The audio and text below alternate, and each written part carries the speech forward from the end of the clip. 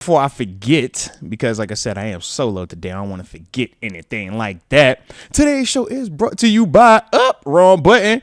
Draftkings Sportsbook, man. Shout out to Draftkings. We know the top rated sports booking app in all of North America. Safe, secure, and most importantly, they are reliable.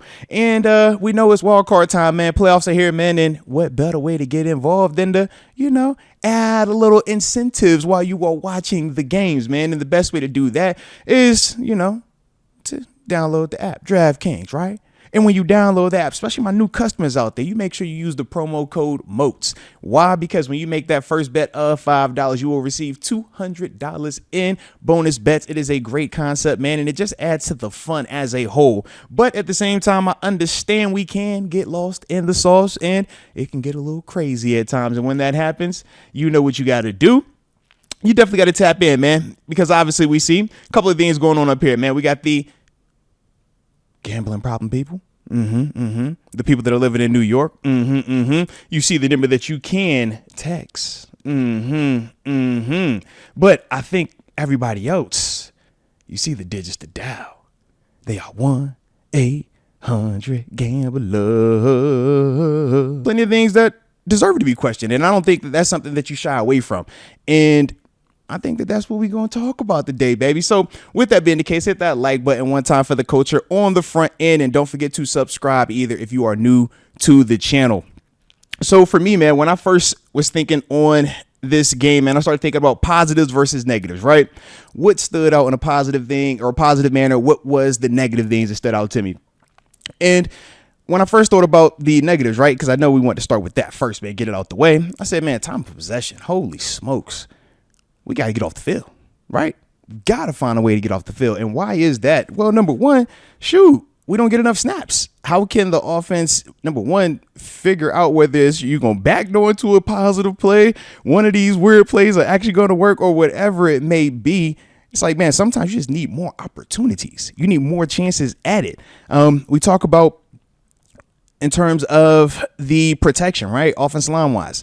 Man, we said going into this game, one of the key matchups that we talked about, Trey Hendrickson versus my man Dan Moore. And why do we talk about that? Because we said, man, if Russ has time to if Russ has protection, man, we could really let this thing fly. We can take advantage like we did the first game, right? Or at least that was the thought. But obviously we saw the game definitely played out drastically different than that, whether we're talking schematically, right? Because we know the approach in the first game was more of a pass attack, man. Let Rush really do it with his arm. Whereas this time it was heavy on the run approach, right? So schematically, man, definitely don't like that. And to me, I think it's one of those things where I think the knee jerk or the easy thing to do is simply say, man, it was a terrible idea to try to run the football and control the clock versus the Cincinnati Bengals. It's easy to say that when we are judging the result of, right? Because we ultimately did not do that. But the overall theory, I don't have an issue with because of this, man. We've talked about when you're playing against the Kansas City Chiefs, what is the best defense against Patrick Mahomes? Your offense staying on the field, keeping that man on the sideline. Hey, man, when you were playing peak prime Tom Brady in New England, what's the best way to keep that offense stopped? How do you keep them from getting in rhythm? You got to maintain ball control. You got to find ways to keep the ball and maintain the possession so that way those guys stay on the sideline. So the thought process in terms of Joe Burrow, right, Jamar Chase, T. Higgins, how powerful this offense was and how they were playing, well, yeah.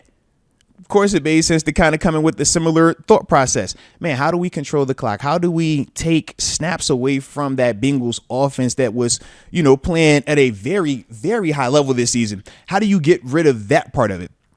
And for me, I thought that, trying to come out there and establish the run, it did make sense. The problem was this. I thought in the trenches where, once again, we should have been the more physical team, especially from an offense side of the ball, right? I'm going to get to the defense. Trust me, we're going to talk about them.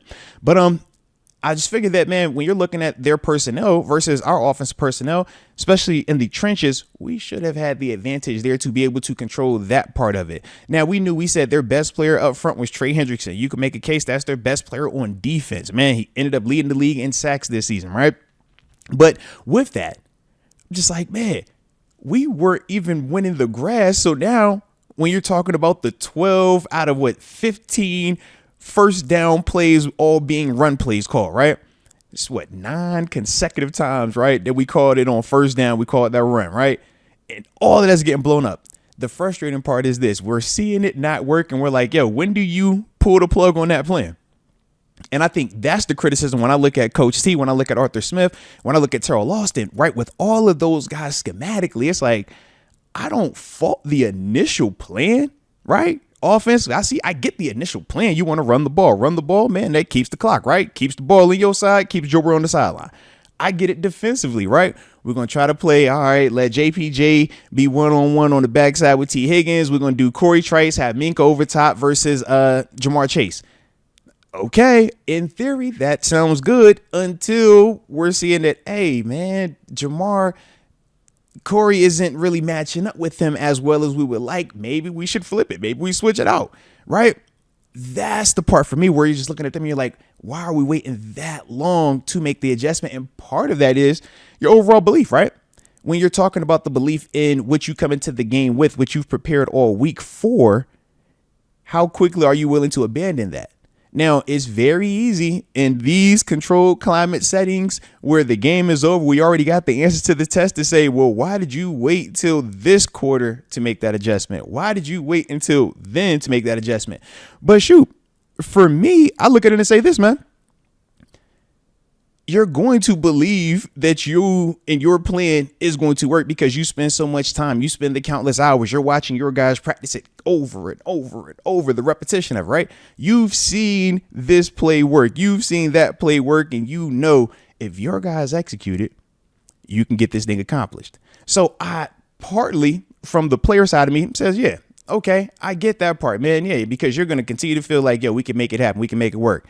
So that's the part where you're trying to figure out at what point, and I think everybody is going to have a different level of when they're ready to cut it and switch. Some people are ready to cut their whole preparation and go ahead and just throw whatever to the wind after one series. That's not the professional way. So when you're talking about why doesn't Coach Tomlin or why doesn't Arthur Smith or why doesn't Terrell Austin make these drastic changes in stadium after a series or two, it's because for those guys, man, they've prepared all week and put so much countless time and hours and resources into this plan that they feel like it will work. You just have to give it time. Now, that's the part where, like I said, they're going to have a lot more patience to see it through than we are as fans. Because what? I mean, I know I didn't put countless hours into the game plan. I know y'all didn't put countless hours into the game plan. So it's super easy for all of us to be like, what? Hey, man, this ain't working, man. Throw that away. I know you spent all week doing that. I know y'all practiced that. I know y'all have done film and all this, but I don't even care about that no more. Throw that away. Let's just go to this now. That's not the recipe for success.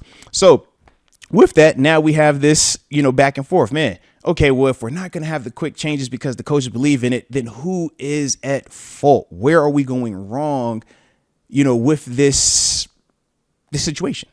And that's the other part of it. So for me, man, when I think of where we're going wrong at, that's the popcorn theory, right? And I know y'all have heard that, and I'm sure y'all get tired of hearing the popcorn theory. Why? Because it sucks. It's not the first time that we've talked about it. It's not, the second time, third time. Shoot, might be the first time we said it this year, but it's definitely something that has popped up on numerous occasions in the past. So that's the part where I get okay, well, who do we put that blame on? Is that a coaching thing? Is that a player thing? And yeah, I think it's all of the above.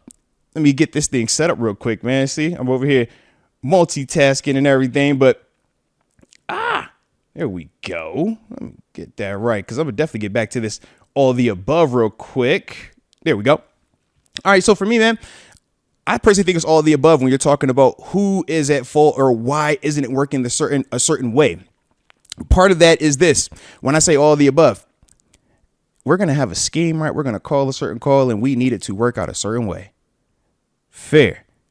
So let's plan it. Let's rep it. Let's do all these little things, man. Let's get all the little practices in that we need to get done. And now let's go out there and put it to work.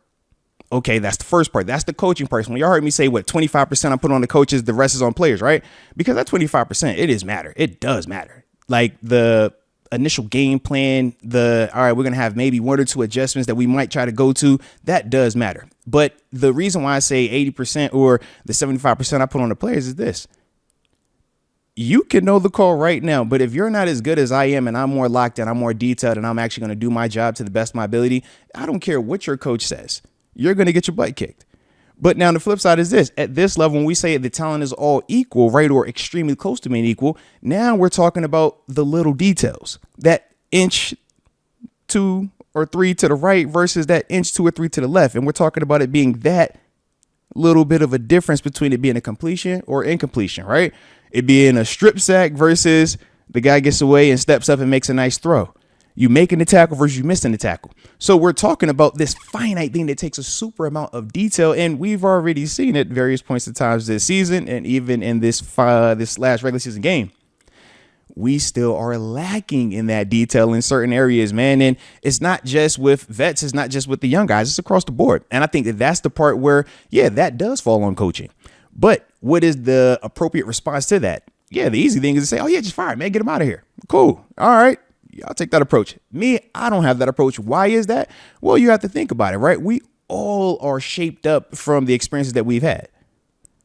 For the majority of you guys, your experiences are what? You've watched it, right? You've seen Coach Tomlin, man. You get to see some of the good. You really fester in the bad, or you might fester in the good and really not, deal with the bad, just depending on what type of person you are. But after that, you don't really get a chance to feel that feeling of, man, when nobody was really believing and you had to actually lock in and just look yourself in the mirror and find that answer, and then you do that. Well, shoot, man, you think about when I was here in 2014, 2015, 2016, and 2017. That's what we did. That's what I knew. And who was that guy? Coach Tomlin. So with that, man, and when I think about the different ways that how it happened, the different coordinators and everybody in between, I'm like, yeah, that's why my belief is what it is. But I can't speak for you guys, your belief or your lack thereof. I understand some people are naturally going to always default to pessimism. My natural default is optimism. I always say, man, I'm up at the mountaintop. Why? Because, man, I'm trying to chase greatness. You can't chase greatness if you're constantly looking for the negative, if you're constantly complaining or you're constantly trying to detract from that hard work, at least from my experiences. So that is why for me, you hardly ever hear me hollering about, yo, you need to fire this or stop that or do this, because from my experiences, the answers have always been with it. Nobody's about to come in here like Superman and save us, baby. So if you want to beat the Ravens this week, the answers aren't about to be anywhere outside of there. You have to look right in with it and say, man, how do we get that done? Now, that's the other fun part, because there are some ways that we can get that done. But we know it's going to take some soul searching, some of that internal mojo going on, man, because unfortunately we just haven't been consistent enough, man, with the execution in all three phases. When you're losing the turnover battle, when you're not good on possession downs, on third down plays, right? When the red zone, you're not converting, you're not getting enough stops. Now, I thought, weirdly enough, we did get stops in red zone this week, but offensively we didn't do enough to complement it. So you're stuck with, you only allow 19 points, but you only score 17. That's the give and take to that. Now, if we're going to talk overall, big picture schematics, I think that's a different convo as well, man. Everybody's going to have their approach. Everybody has their thing that kind of makes them feel confident that it can work. Right? We would all say that. Get a little sip of this thing too, man. I hit that like button too if y'all vibing out. And don't forget to subscribe either, man. I see y'all in the building today, man. I definitely appreciate you guys as well. Oh man, hopefully my hotspot doesn't go all the way out too soon, baby, but we'll keep giving it a go, man. Keep giving it a go. But in terms of the in terms of schematics though, right? I know our issue with Arthur Smith right now is, man, we are running the ball a lot, or at least we have this intent to run it a lot, but the success isn't really coming from that, right? So now we kind of got this weird situation where we're running it, we're committed to it, but because it's not effective, because we're not productive with it, here we are, right? It's almost like we're just doing the same thing over and over and over, but we're not getting any good results. So we're asking ourselves, why don't we switch out of that? When can we become a little bit more pass first? My hope is with Arthur Smith, he's in the lab. My hope is that he's watching the same film that all of us have watched, right? He's checked out that all 22 a couple of times now. And he's telling himself, you know what, man, maybe we should just switch it up a little bit. And instead of run every single first down, every time we got the first play of the possessions, maybe we switch it up a little bit. Maybe we go, the play action pass. Maybe we max protect it and take a shot downfield. Maybe we do something out the box, right? That's what I'm hoping for. Now, we won't know that ultimately until we get till Saturday, man. But that's kind of my thought with him. In terms of the defensively, I still felt like as a whole, we did do a lot of good things. I just thought that, number one, you're playing against an extremely high-powered offense in Cincinnati. Newsflash, the Baltimore Ravens are just as high-powered, but in a little bit of a different way. And that's why we typically have matched up well with Baltimore. But at the same time, this Ravens team is hot. This Ravens team is coming in with a ton of confidence, and we obviously know how Lamar has been playing. But to me, man, when I think of even Terrell Austin, I'm like, man, this is going to be a different ask this week for him. I think Arthur Smith, man, you're going to have some similarities because defenses are playing, Russ a certain way right now. They're trying to take away that deep ball, and they're all saying the same thing, man. Hey, he doesn't like to work the middle of the field too frequently, man. He's either feast or famine. And we understand that. We know his career has been what? Predominantly feast. That's why Russ is Russ. So with that, I think we're still going to get a similar approach from Baltimore defensively, and that's the part we got to see with Russ, how he makes his adjustments to his game. I'm banking on him doing that.